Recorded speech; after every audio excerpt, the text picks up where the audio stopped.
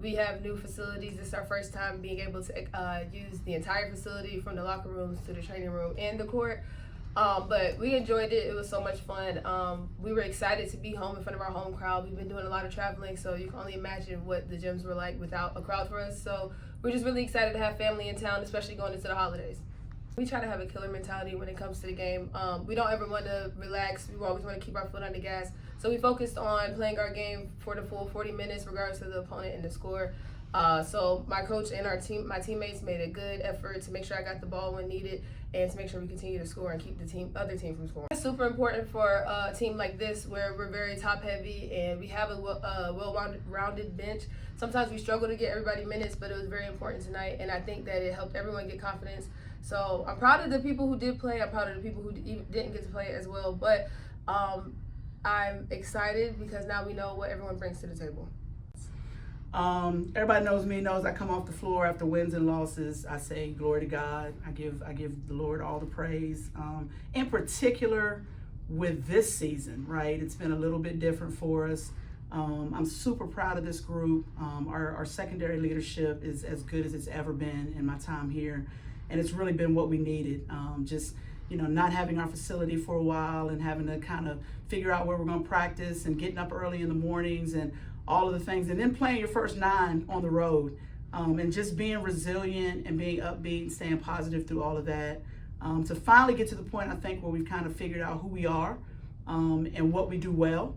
And now we look pretty good doing it. So, we talked just now in the locker room about kind of staying locked into who we are, what our identity is, and playing fast and up-tempo, sharing the basketball, doing a good job on the defensive side of the ball. And we just got to lock into that and figure out when we get back after this break how we can be better. Hey, we've been talking so much about positivity, like figuring out how to be positive, figuring out how to sustain the positive energy that you need to be successful even in the middle of adversity.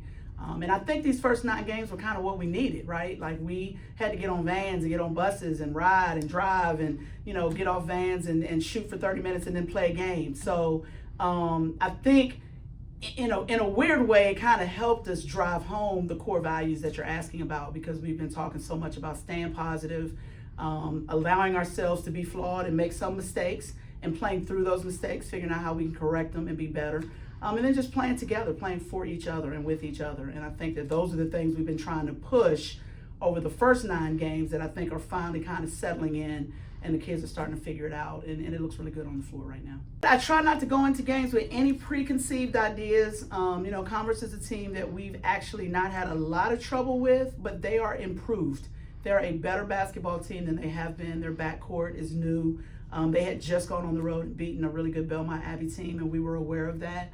So we talked about not even thinking about what had happened in the past and stepping on the floor and just playing this game tonight for what it was, this being as good as we could be in the moment. So I was glad that we were able to get some kids on the floor that hadn't seen time. These kids show up every day and they work their tails off. So I was so excited that we were able to get some of them on the floor tonight and give them some actual game experience. Like a lot of our games, we got punched in the mouth and couldn't really find a way to overcome that. I think it's been a very similar story throughout the year so far. So we have to figure out a way to, when we get punched, to be able to punch them back, and that hasn't happened so far. We got to look at some things defensively, and that comes back to me.